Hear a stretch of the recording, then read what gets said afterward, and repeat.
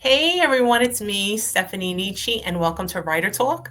Today I'm going to be talking to Mary L. Schmidt. Hey Mary, how are you? Hi, Stephanie. I'm doing okay today. How are you? I'm doing good. I'm doing good. So I'm so happy to meet you. This is another author, right, that we've met through Twitter. You did some animations for me Yes, for I my did. first book. Do you remember? Because that was a while ago. That Made some was. really nice stuff. You made a tear coming out of the eye from my book cover. You did smoke. You did a waterfall. I mean, you did some really, really great stuff. Did you have like a background in any of that, or is that something you just started playing around with? How'd that come about? I've done digital design and animation since 1995. So, Wow, look at that. That's yeah. really interesting. That So, comes in Photoshopper for a long time. that comes in handy when you write your own books. Yes, it does. That means I make all of my own covers. Yeah, I that create all saves. of them. And I can take like a photo like of my son and have him with angel wings and everything, and I can put it into a design of clouds with a little stairway to heaven and that kind of thing, and I can change and feather the designs out so it looks like, okay, this is real. It looks Wow. real because it's his actual face and everything. I just put a gown on him, Wow. I've angel seen that gown. on I've seen you share that on Twitter. So your work is amazing. Are you still doing that? Is that a service that you provide or no, not you've stopped Actually, doing it? I do provide, well, anybody can go to ananglesfly.net. That's my blog. It's also my website. And anybody can use the contact link and they can talk to me by email. They'll send me an email. And if they want something, then we can talk about it. But I do help people with animations. If they really want to book a trailer, a longer one, that's a whole different story. But that can be done too. If they want the sliding animations, that's and that kind of thing, that's fine too. But there's a thin line when it's sliding too fast and the animation's moving too fast. Uh-huh. And I won't do those because anything that's moving that fast, anybody who's epileptic can have A a seizure. seizure? Oh, Yes. wow. That And is anybody who doesn't know they have epilepsy or a tumor or something sitting on their pituitary gland, cancer or not, could be prompted to have a seizure. So the okay. really fast ones, I've tried to tell people don't use those. Right, So right. that's the Thanks nurse for in me. sharing that. Oh, yes, that's right. You have a nurse background, a background in history and nursing. You have done a lot. So, with everything that you've done, though, when did you start writing? I didn't start writing books until 2015, 10 Okay, years ago. okay. And how did that come about? Well, I had kept journals of when my youngest son went through a cancer battle between the fall of 1989 until his death following October in 1990. I'd kept journals every day in the hospital because we were at the medical center that much.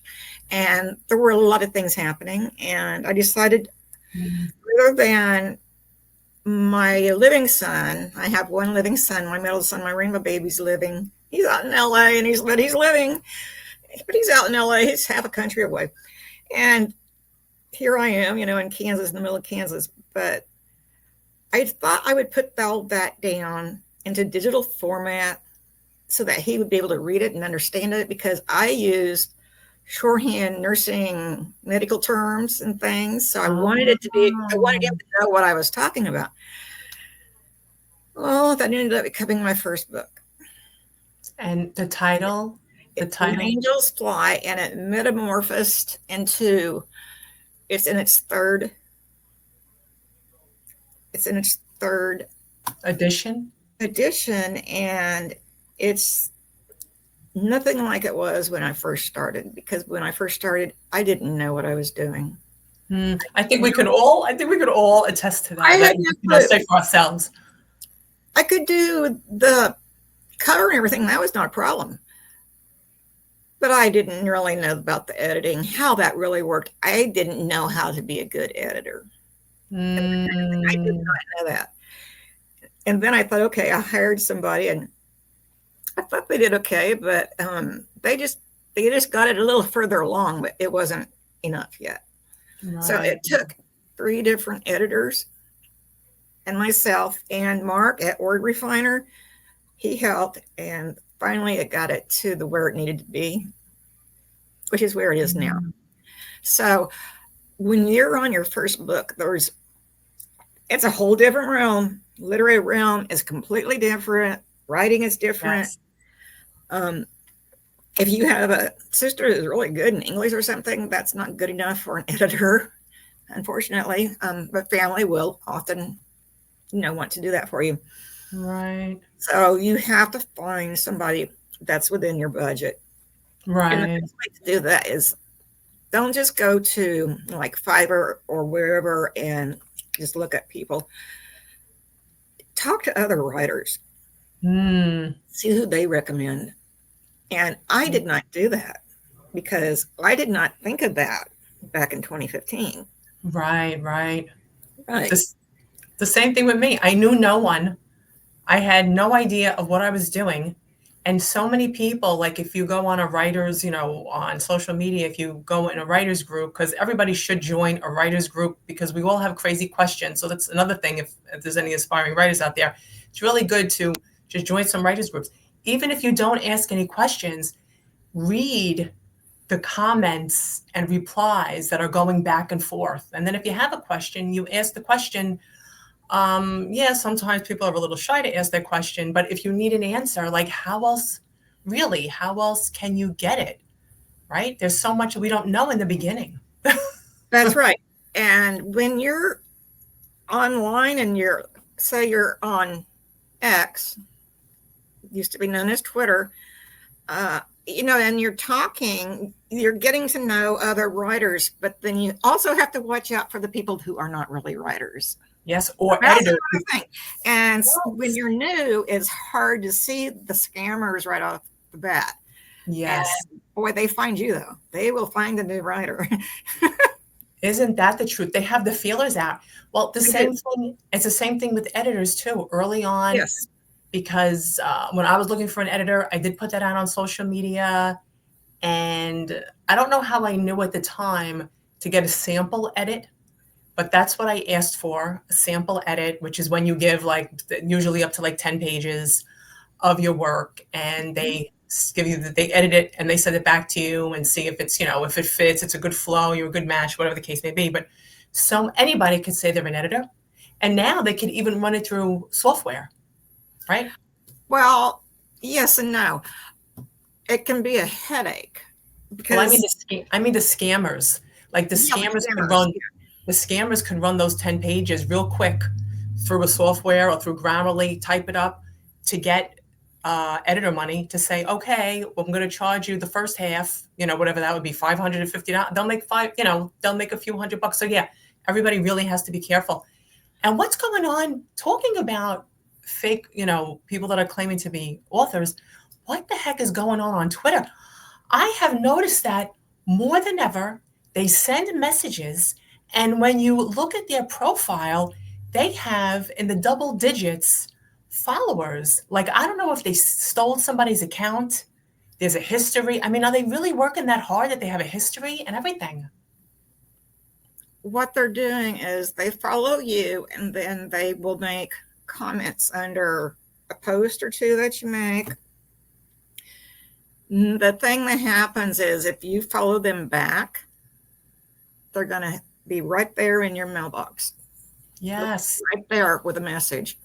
Yes. That And is so they'll true. start off, like I write or whatever. And then they'll ask you how your book is.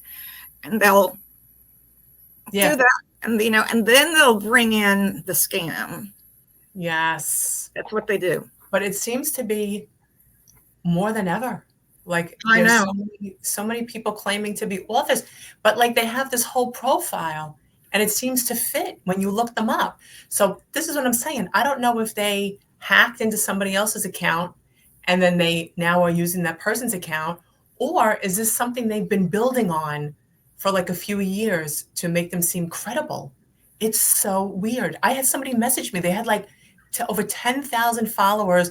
It said they were a best-selling author. I forgot through which, you know, I forgot where from where they were a best-selling author or who claimed that, but that's what they had in their profile, best-selling author. And I was like, oh my God, I think this is a scam. It just seems more than ever. So I figured you're They very active on Twitter. they work together. Mm. Oftentimes, you'll see where they are friends with each other because Oh, that yes. helps each other. Yes, yes. And they pass it along like, okay, I got this one. Okay, I got it. And they interchange. Oh my God. Yeah, Well, they that's do. true. If anybody's watching right now, no, well, not right now because we're not live, but if anybody is watching this segment part about scammers, you have to be careful. If you're an aspiring writer and you're just not sure and you're watching this, you just have to be careful with everyone, right? Because you just never know. You don't know who's legit and they can really talk you out of a nice chunk of change. They can, Terrible. Oh my gosh. and they will. They have ways of wording words so that it sounds like okay, they're going to come up with great lines, one-liners, and things for you for your book. You know, they're the real deal, and yeah, they can come up with some one-liners and things, but they may also have done that through AI. So Exactly. And real authors usually, especially if they have such a big following and if they're best-selling authors, they're really not going to reach out to other writers and say, "Hey, how's your writing going?" Because they're too busy working on their own writing. So it's just I just see it more and more. I'm even getting it more on Facebook, and it's just, it's discouraging because you don't want to be rude to people that are sincere, that are truly trying to learn or ask questions. You don't want to be rude, you want to help them, but you have to like pick through them, and it's terrible because it's a waste of time, and these people aren't legit. Now you did mention AI, so I know a lot of writers are concerned about the future of writing. Cover designers are worried about the future of covers. Editors, everyone is worried about the future when it comes to AI. So, how do you feel like when it comes to writing and editing? What are your thoughts on AI? well, for me though, I will say that my covers and everything, I do all of that myself. But Hmm. AI is being used more and more. AI is being used in illustrations, Mm, and I don't know if I have a big problem with that or not because unless you're going to enter for like an award for your illustrations that AI made, then that would be a problem. I'm not so big on worrying about the illustration side, the text, the galley. I'm worried about that. And mm, it's gotten to the point where I can actually see and I can tell if it's been something that was written by AI. And you can do that.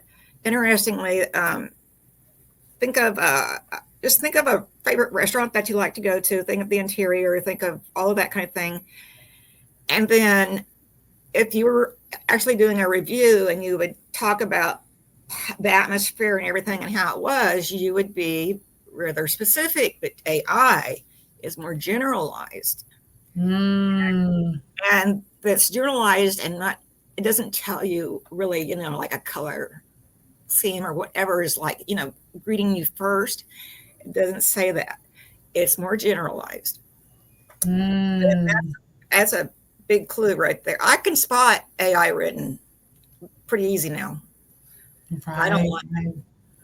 On the other hand, also there are you there are things out there like Grammarly that you can use, and Grammarly has been out there for 7 or 8 years. It's been out there for a while. It's been out there quite a while, and I have not used it on any of my books yet. And I'm on book 61, and I have not used it on any of my books yet. 61. 61. Wow. Holy Toledo. Applause Yeah. for you. Oh my goodness. That's fabulous. I And went it, from a one book author to 61 how long did that take? Because you said 2015. When did you self-publish? in 2015. 2015. So 10 years. Yeah. Wow. So how many books per year would you say, or it varies? Because I know So you far also this write. year that there's three, but they're children's books. So I was they're just only going to say, 24 pages. I know you write children's books. That's what I was going to say. I know you write children's books, so those are shorter, but you also have to come Right. up with the illustrations. And Like wow, look at that. How nice. Clover, Bunny Rabbit. It's just talking about bunnies and squirrels together. But this one is a long haired dachshund named Shadow. This one was the first one that came out this year. Very nice. It's a real dog, real pictures of a real shadow, and it's about pet loss. Mm, It's ways on how to, to help your children deal with the loss of a pet, because usually that might be the first time they experience loss and they don't know how to express themselves. And so you need to be able to help your child do that.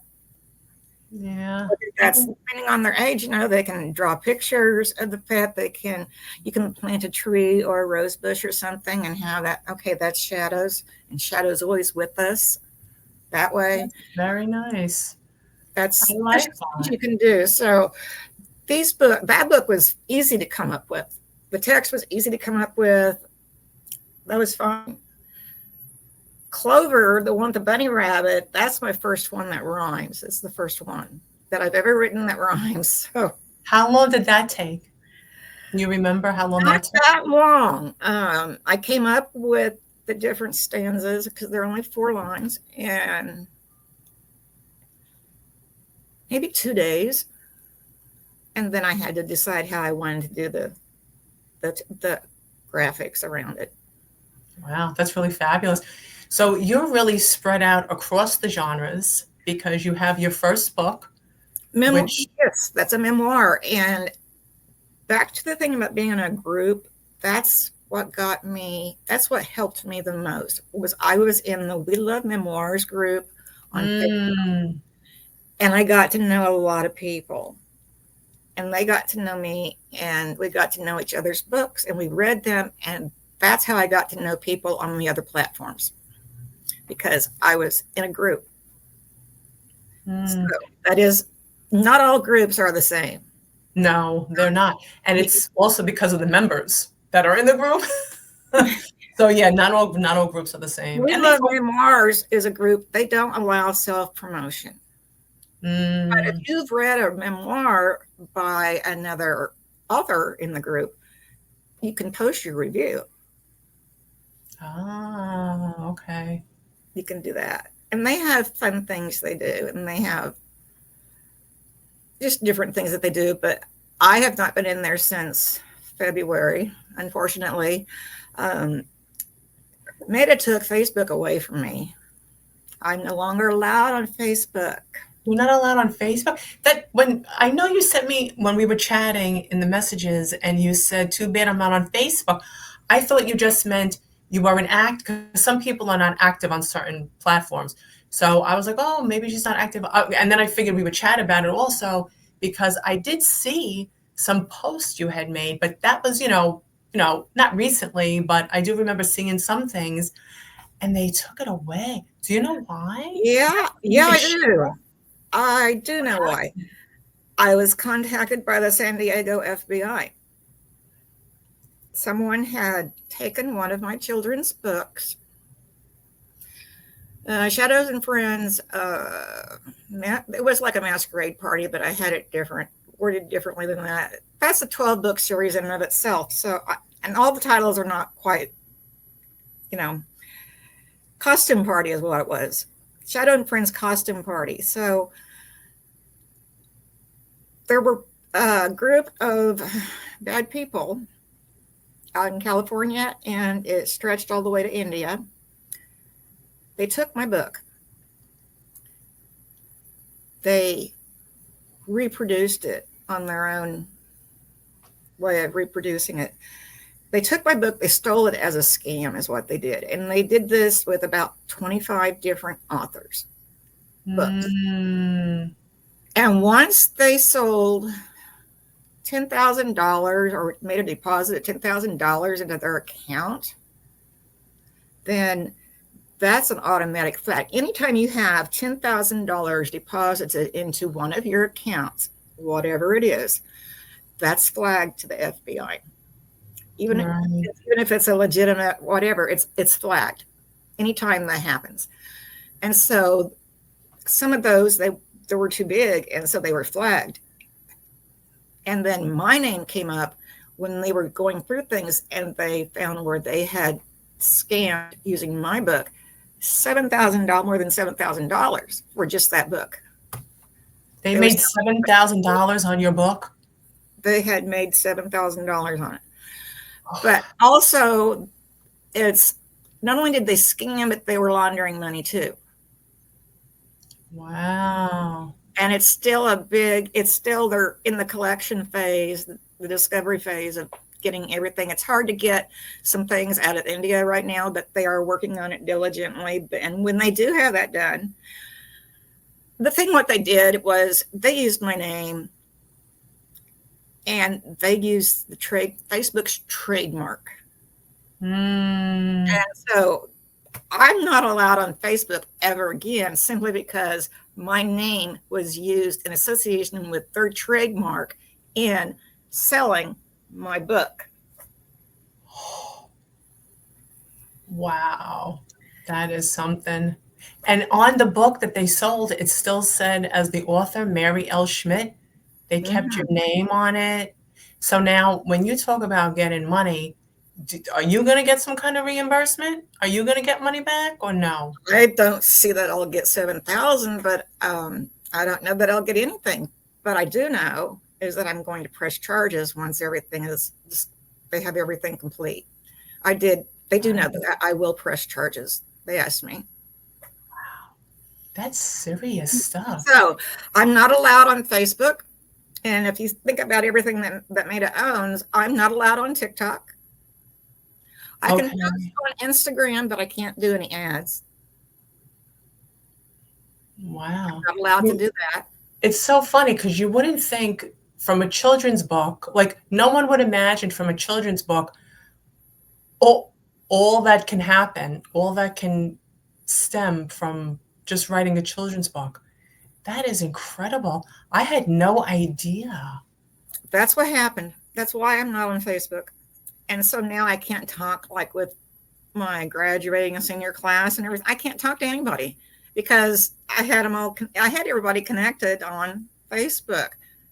And now I can't do Wow. anything. And Oh, I'm I have sorry. extended family that I was always Yeah. talking with, and I can't even do that now because we always talked. Right, on Facebook. I know that's such a good platform for keeping people together, Facebook. So many people have reconnected, family, classmates, childhood friends, coworkers on Facebook. So that platform is so good for that. But I wow, had a group for the class of 1978. Okay, so I'm a graduate from 1978 in high school, and we were a smaller school, so we're a tighter group, and we would keep each other updated on like if somebody lost their spouse or if something happened. right, right. I have no idea what's happening to anybody. I have no idea. Oh, I'm so sorry. That is such a shame. And you didn't even do anything to And warrant I that. didn't do Can't you- anything. But can't you fight that? Can't you fight that, like, in Facebook court? I know they have, like, an appeals or something that you can do. I could not do the appeals because I didn't have a authenticator to prove that it was me. I had needed an authenticator and I didn't have it. And so I downloaded an authenticator, but it wouldn't accept it because I needed an authenticator before even doing that, an appeal. And so I contacted the BBB and I sent them all the paperwork. I have sent packages, manila envelopes full of papers and proof and everything that Right. it was not me, and that this is what's happening, and this is where it's at in San Diego, and these are the contacts. And I have sent them registered mail to Palo Alto, California, Mm, and no response. that's a shame. These people do So, things and they don't care what it does no, they to don't. other people. They just want the money. That really stinks. But where can you be found? Twitter, Instagram, I'm on Instagram. I'm also on Blue Sky. on Blue Sky. Okay. So people can find you there. Or the easiest way to find me is just whenangelsfly.net, because there's a contact tab. You can contact. It's like, Right. there you go. So, and I do have a healthy blog. I usually have at least one book from somebody being blogged almost every day. I host books for the Coffee Pot Book Club, although I'm not a member of the club. Mm, I don't write in that time frame, but they do have great books from, historical books. And that's a cute name. The Coffee Pot Book Club. I guess yeah, they drink I, pots and pots of coffee.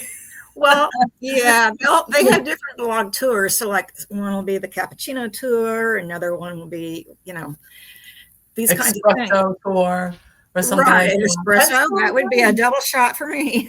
nice. That's so cute. So that is such an amazing story you just told me. I had no idea, but you also have another amazing story, if I'm not mistaken, and you wrote about it. What's that? The book that you wrote, Her Alibi, Oh, is that yeah, based yeah, on? that's true. Yeah. Um, in my first book, When Angels Fly, that came out 3 years after my mother had passed away. And when I had to also give up nursing, which was in 2013, I had to give that up because of my health.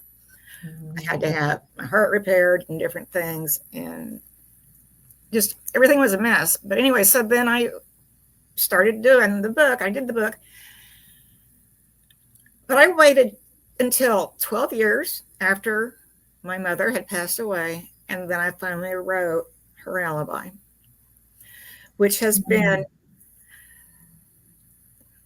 highly popular. It was, number the book that I have right now, new kids book, is actually on a pre-sale. You can pre-order it, and it's my first book that I've ever done with a pre-order. Mm, Her Alibi, it came out and it was number one right away. Right now, it hangs between number one through number 100 in 3 different genres. that's great. Congratulations. What genre would you? It's great, but the thing is, it's also a very bad thing, because it's how my mother used me as an alibi Mm, on the night that my stepfather was shot. And I can honestly say, and it goes deep into the psychology of what was going through her brain, yeah. how she was with us kids. Yeah. Don't give away too much because it's a very interesting story, Well, and there's it's something good came of that. Something very good came of that. Um, I had some siblings. Some siblings don't like, skeletons out of the closet and thing, and the Mhm. others were fine. But I have stepbrothers, and I went to the Thanksgiving after it first came out. I was doing Thanksgiving, and my middle stepbrother was there. And we were talking, and I finally said, "So, how do you feel about my book?" And he said, "I haven't read it." And I said, but then he Mhm. said, "But Daryl has it." And I said, "Okay, well, that's my younger brother, stepbrother." I thought, okay, Daryl has it. And I said, "Well, I'm going to give you a copy for you and another one for your older brother, Alan. I'm going to give you a copy." And then I said, "And I want to tell you something that happened to me. And this is, if you don't want to believe it, that's fine. If you believe it, that's fine. It doesn't matter. I know what happened. And that's all that matters." But in the mornings, I'm a Christian, and in the mornings, I will cover up my head and I will lean back in a recliner and I will spend time talking with Jesus. And my husband knows when I'm covered up, he is not to bother me at all. because he knows that that's my special time. Mm-hmm. And I had somebody was shaking my foot, moving my foot, like, okay, trying to wake me up. And I'm thinking, okay, so it must be my husband letting me know he's leaving for whatever he's going to, shopping. And then I thought, okay, but I went back to talking to Jesus, and then it happened again. And I thought, no, my husband does not, he knows better. He knows not to Mm-hmm. disturb me. So I take this off, and no one's there. But I get this big, huge feeling all of a sudden that it was my stepdad, and he was letting me know in a nonverbal way and a non-visual way that he was happy that his story was finally out, Wow. that his children could have some closure that they'd been waiting for since 1982. Look at that. So I told all of that to Scott, and he just grabbed me in a huge bear hug, and he didn't let go for several minutes. That's how bad they needed closure. I could imagine. And I couldn't write that book until after her estate was settled and everything, because that would have been, it wouldn't, you just can't do that. You cannot write a book like that. And an estate has to be completely settled. I waited 10 years from her death to do that. Right, right. Because I had to. It's a short book. It's like 78 pages, and it has old pictures from the 60s and things like that. And you can see where she set everybody up in the family to be dysfunctional. So, How long did you know you were going to write that book? Did you know for a while? I thought I was going to be a one-book author. So, one. I thought When Angels Fly was going to be the only book. Wow, look at that. Then, I started going down the road, and I started thinking, oh, I need to write a book about bullies. And we had these wild squirrels, and one of them had half a tail, so we named him Stubby. And they'd come up to we have floor to ceiling picture windows, and they would come up to the windows, and they'd be like looking like, okay, can you put more black walnuts out? It was great. And so we started naming different ones. One had a nice slice in one of his ears, so he was named Cutter. And they had different they're wild. They're totally wild, okay? But they're brave enough, they'll come to the window. I'm like, okay, I want to watch your TV and see what's going on, and I'm wanting nuts. That was their way of letting us know. And so they get their nuts every day. My husband actually goes and he collects acorns and walnuts. Just for them? Yeah, he does. Just for them. That's really, really nice. Yeah, he does. And then we have a friend out in the country who he has acorns that fall every year, and he just brings them in by the buckets, and the big buckets, and leaves them. Right. And they get those treats. I love it. Yeah. So now your work area, that's when you say they come to the window, is that like in front of a desk? Is that where you sit and work? Actually, there are floor to ceiling windows off in the main living room area. And then there's also windows, but they're not floor to ceiling. And my office here, they also look to the south and to the backyard. Now, I don't know if you heard that, but that was a woodpecker. I just heard a woodpecker like doing a little mini. No, but on the replay, I'll probably hear on the replay because I have some noise in back of me too, but I think it's the TV in back of me. Yeah, it's like a jackhammer out there. Oh, wow. That was loud. It woodpecker jackhammer. Do you live in a woodsy tree area? We live in a small town of about 3,000 people. And we're on the historical street in town, but we're up the hill towards the top. And we have a big backyard, and there's trees everywhere. So you have a lot of critters running around. I don't know. The other morning, I actually caught a juvenile raccoon trying to eat the seeds out of the bird feeder. Oh, That must have been a sight. Wait a The bird minute. feeder's up in the is the bird feeder up in the air in a Yeah, tree? yeah, yeah. Oh my gosh. But they climb.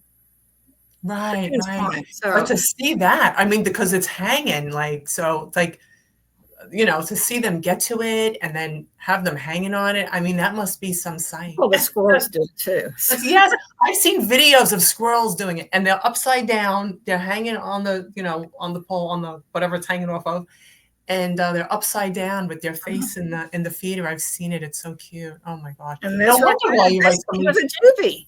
A no juvie wonder orchid. no wonder why you write so many children's books, because you have all those little fun They critters do. floating around. They do. So I decided for the Big Cheese Festival would be mice. I did mice. And that wore outfits. They had clothes and Ah, everything. right.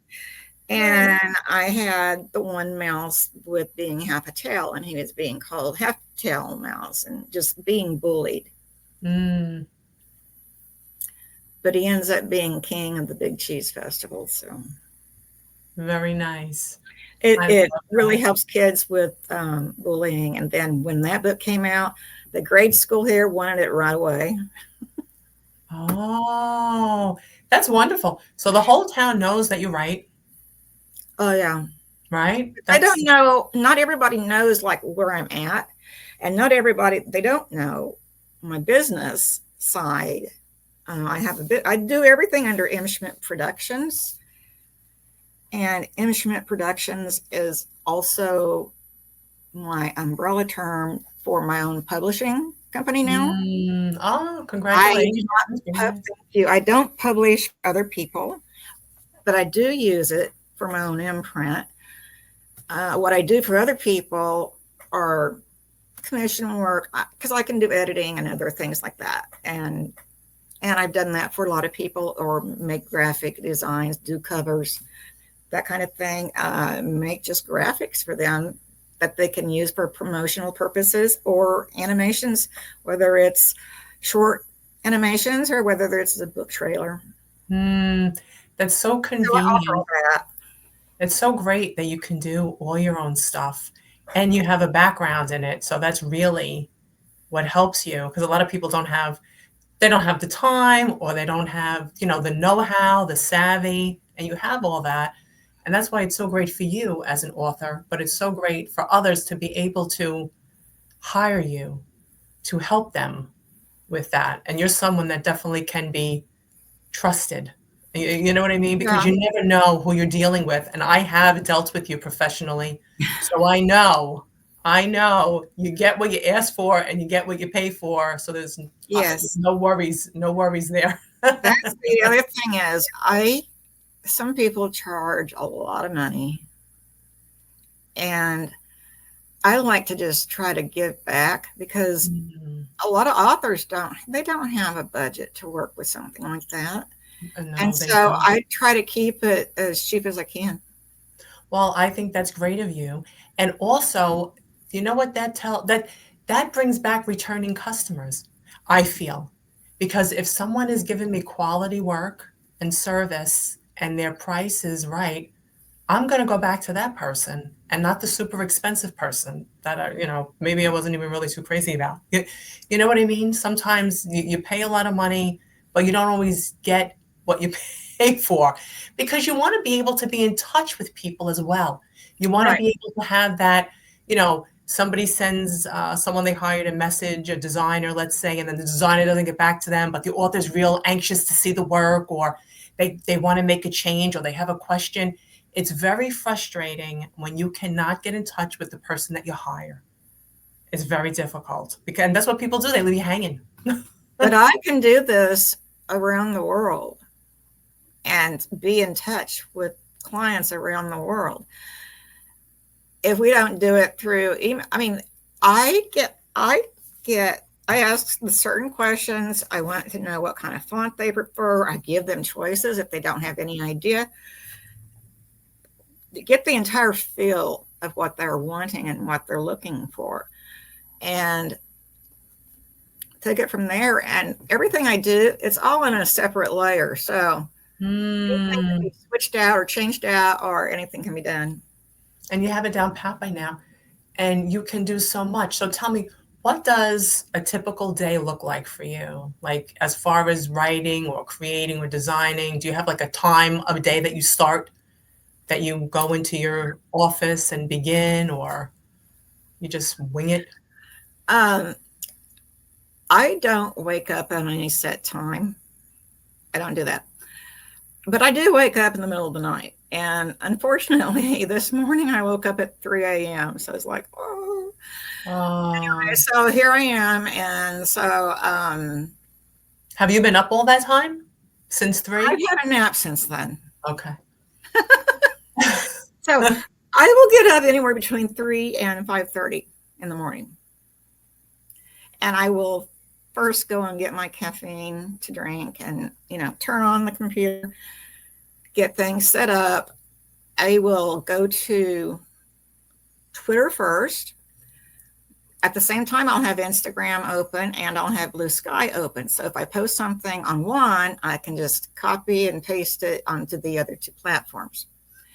Once I have everything Mm, done that I want to post, then I go and I look at like the daily posts from the day before and I repost everybody that posted under my daily post. yes, I do that every single day. that's a fabulous post. I'm on there a lot. Thank you, thank you. I don't always see it, but when I do see it, I definitely share it. So Well, thank I you, thank pin a new one each day. So for each day. And because if it's not pinned, it's not as easy to find. So if it's you. pinned, Yes, that is true. You're so right. a new I one never realized that you pin them. I didn't realize that you pin them, but yeah, you're right. I do. And that way they can go, they'll know that it's okay, they can post under me. And if I don't get them reposted on the same day, I will get them reposted the next morning. Right, They're going to right, be reposted regardless. One day, either if it, when I'm still on at that time or the next morning. right. And I do that without fail. And that actually brings, I get to know people that way because I get people who are, they've, I've seen them around for a long time and people that I've talked to, I have, it's amazing because we have been to Miami 5 times for awards for the reader's favorite thing. And I have met such wonderful people that I knew only from being online, but like a person from Spain, a person from Australia, different places in the United States. I've met up with so many people who have become real friends, true friends. It's And you wonderful. know that you originally met through Twitter, through social Or media, through Facebook, yeah, or through through like the social memoir group, media. or just Look at different that. things. Right. And it's like, and they're genuine people. They're genuine Yes. and they're happy to see you. And it's the air kiss on the cheeks, depending on from where they're at and just all that kind of stuff. And oh, the Australian person, he doesn't come anymore. I think he passed away, but I'm pretty sure he did during the COVID thing, Oh, unfortunately. mm, Quite a few people passed away during that time frame, yes, they did. unfortunately. But when he would come to the award show, he'd always be wearing cargo shorts, undershirt, and a hat. And it was kind of like a crocodile hat or whatever, and that kind of thing. And because he was that easygoing, that was Oh, him. laid back, relaxed. That was him. Yeah. That was him. How many people are going to fly 24 hours to come to an award show just to turn around and fly back another 24 hours? Right, right. I think that's one of the things I like about social media. And when you finally get to meet people that you have, you know, engaged with, or, maybe you did something for them business wise with their book or their editing, and then to meet people in person, it's, I don't know, it's just such an experience. It's just so different. But that's one of the good things about social media. And I don't know why a lot of authors don't use social media to their advantage. Like a lot of authors say, "Oh, I can't sell any books. I can't find any readers." But they're not on social media. They're in the group, in the writers group talking about it, but they're not on social media, or they're not sharing their book, or they're not writing little, blurbs or descriptions or taglines or making trailers, or they're not doing any of that. Yeah, you have to get your work noticed, but you also have to engage. Yes. You have to engage. You have to at least engage a little bit. You have to get to know another person. Once you know that they're not a scammer and not somebody who just wants to, for whatever nefarious reasons, and you know what I'm talking about. Mm-hmm. Bad men, bad women, both. Yes. That's all out there, and that's always going to be there. That's never Mm-hmm. going to be gone. No, it's not. But I report it as often as I can, and they usually they They act on it. they do. They do. Especially on Instagram. Not that I can run an ad on Instagram, but I can post. Yeah.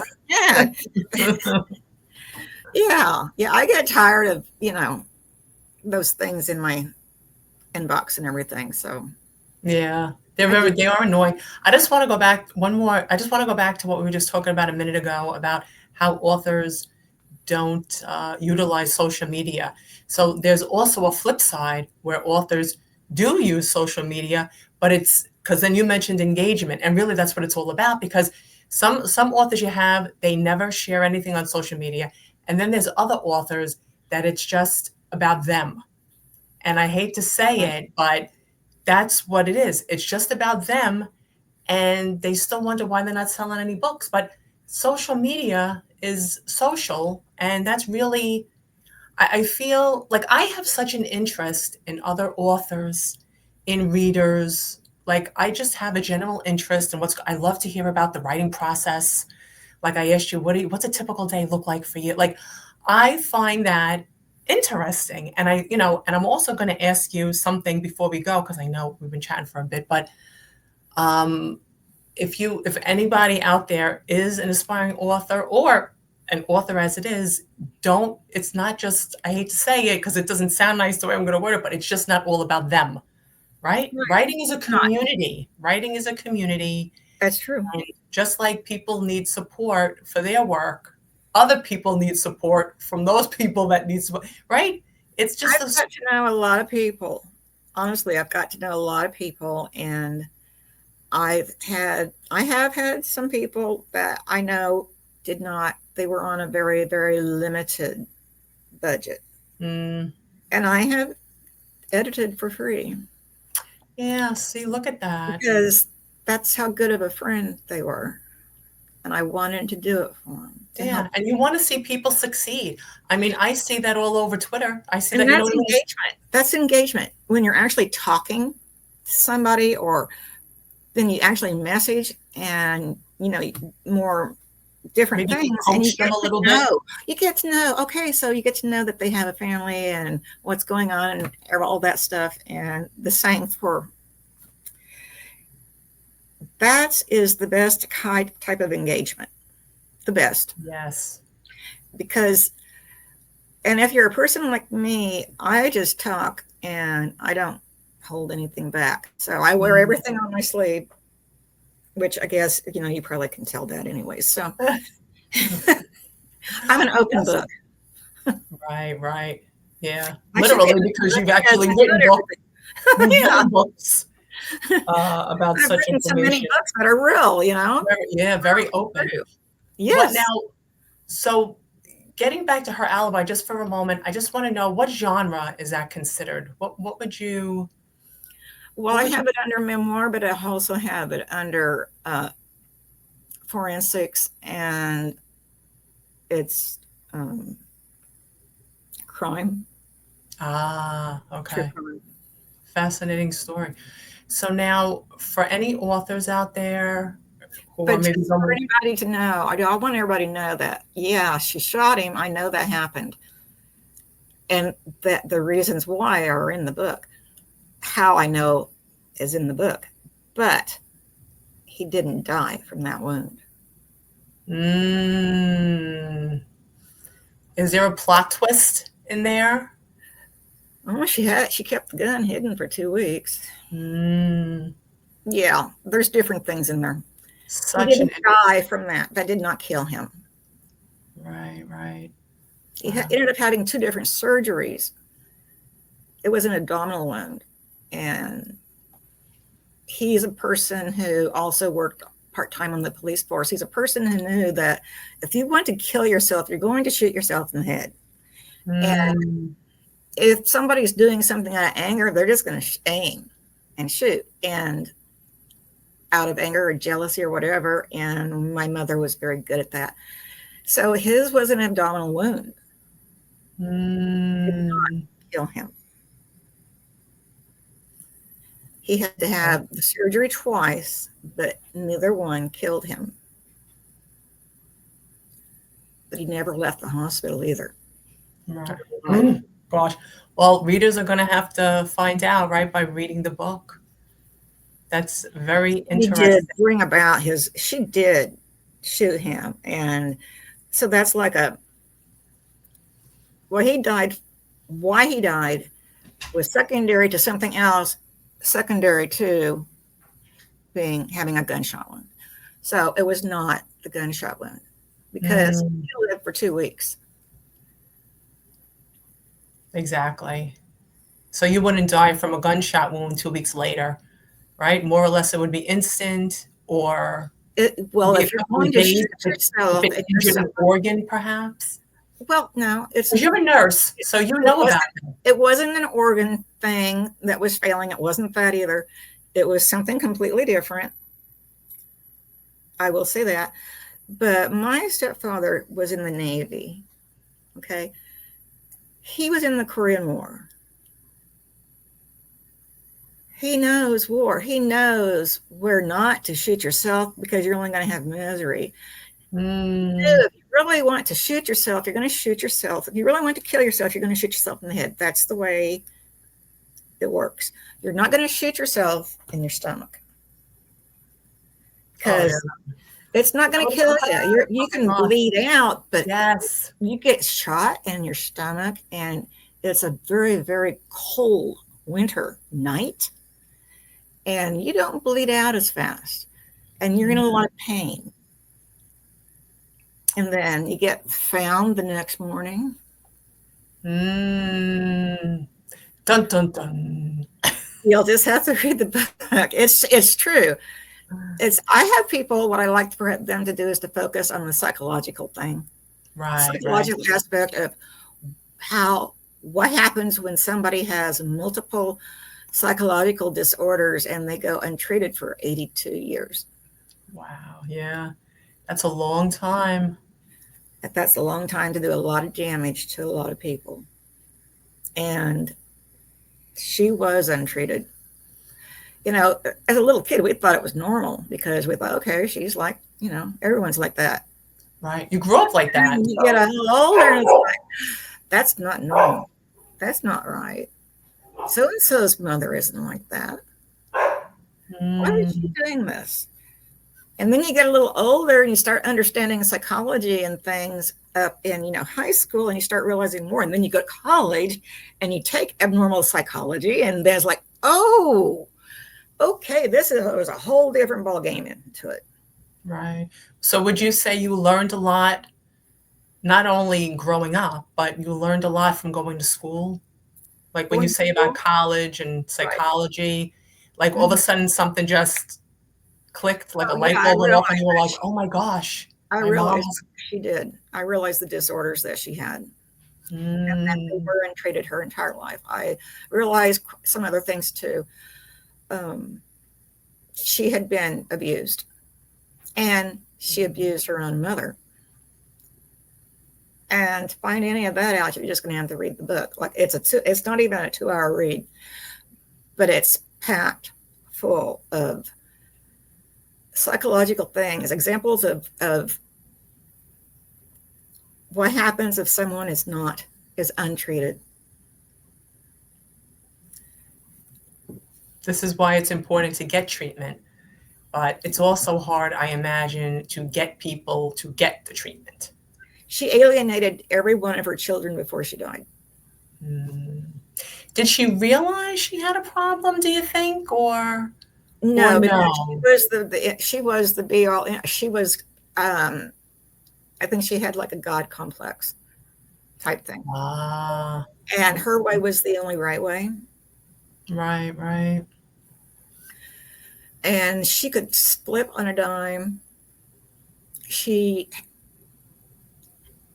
I know that she had some schizophrenia. I do know that because Mm, because I've also helped out with psych people that in the units for psych, as well as trauma and everything. I have a varied.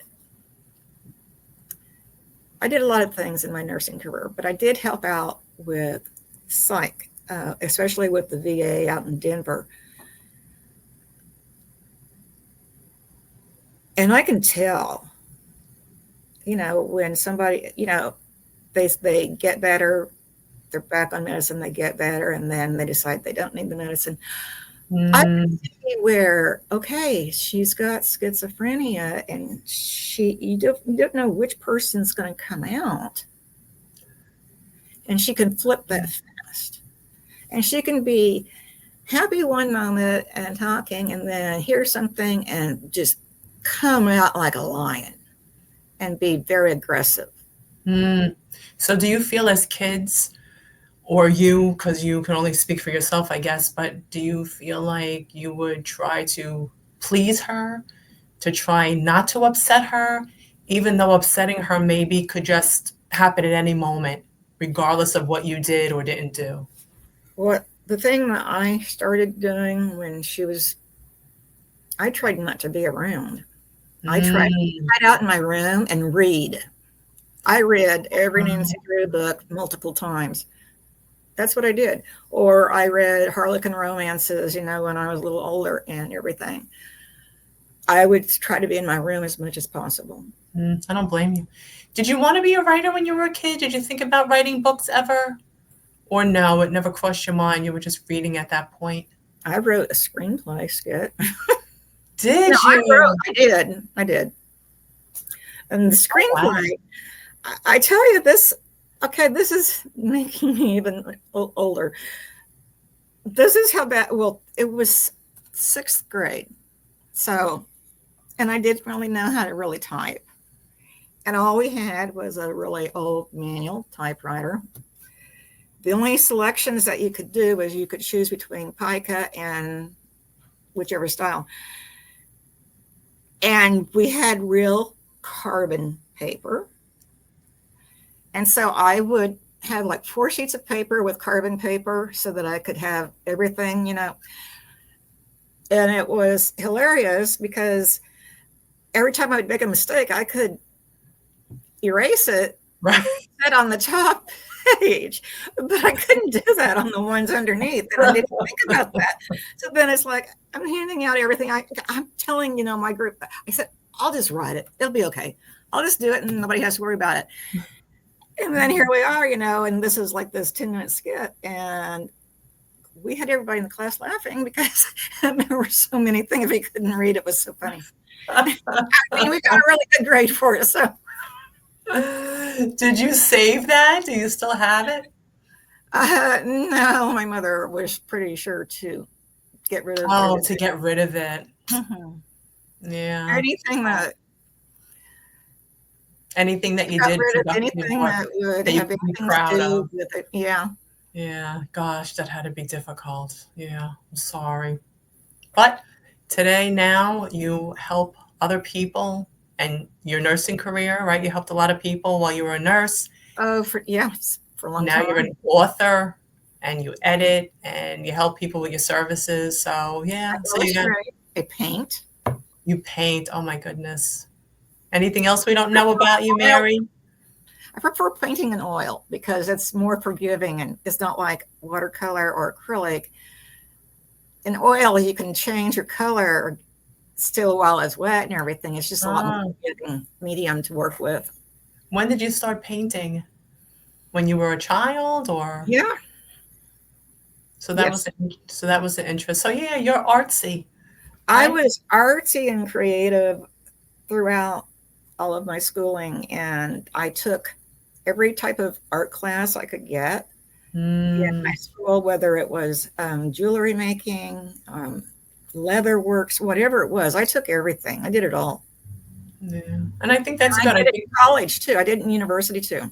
I think it's good therapy too. I think it's good to create things. I love losing myself in art, and whether it's creating something digital or whether it's on a canvas, that's my stress level goes down. That's Mm, my stress reducer. yeah. I think they say that for a fact too, that those are stress reducers. Reading too, stress reducer. Well, Mary, Mhm. it was so nice to meet you. It really was a pleasure chatting with you. It was great to talk to you in person and see you. Yes, yes, I loved it. Thanks so much for joining me today. And if you had to give someone any advice as a new writer, if you had a I think something that as a new from writer, everything. they need to try to develop a following or get in with a writing group that is not just posting about books, but is actually talking about how do you do this or how do you do that. Mm, Things that are a helpful group. yes, And if you get into the right ones, that's a huge benefit because everybody will know who is best or who is cheaper at editing, who's going to do more to help you with a cover if you need help, and all of this kind of thing. That's a big help. And you'll get to know those people, and you'll be buying each other's books too. mm, But yeah, that's it's true. it's if you're new, you really need to have something going, and if you can find the right group for the type of that you're looking for, and they're out there, you just have to look, but they are out there, and you'll find out the ones that are the ones you want to talk to and the ones that you aren't going to talk to so much. And Good you'll advice. read everything and you'll learn a lot. Yes. And you will find those who have a good reputation for doing things that you're needing help with. Yes. And start that early, right? Yes, Start that as early as you can because you're going to need it. So I think that's really good advice. Thank you, Mary. Thank you for being here. you're welcome. And if anybody wants to find Mary's incredible stories, Whenangelsfly.net, and there's a tab for everything, whether it's books, whether it's contact, whether it's social media, there's a tab for everything. So whenangelsfly.net. perfect. And I'll add more in the comments. And that's the title of my first book, When Angels Fly. So there you go. It matches. So yeah, it matches. It ties in very nicely. So yeah. Well, thank you, Mary. Thank you for joining me. Thank you for chatting. I learned a lot since I just see you on, Twitter through Twitter, through social media. I learned a lot about you and it was very interesting.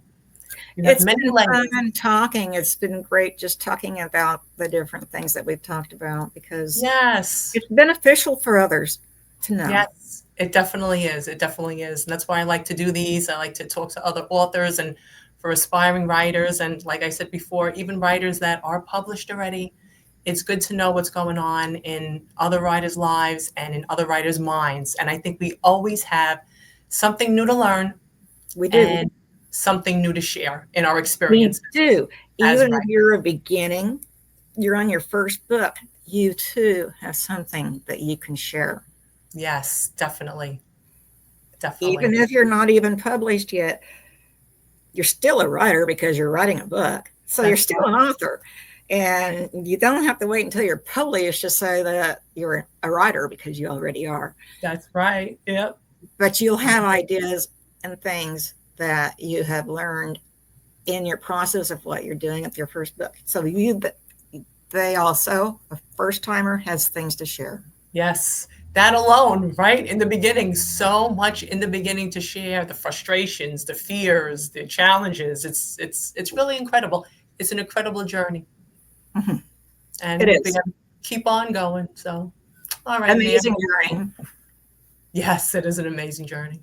Well, thank you again for being here. And I guess we'll chat again. Okay, we So, will do that. I all right. was happy to be here.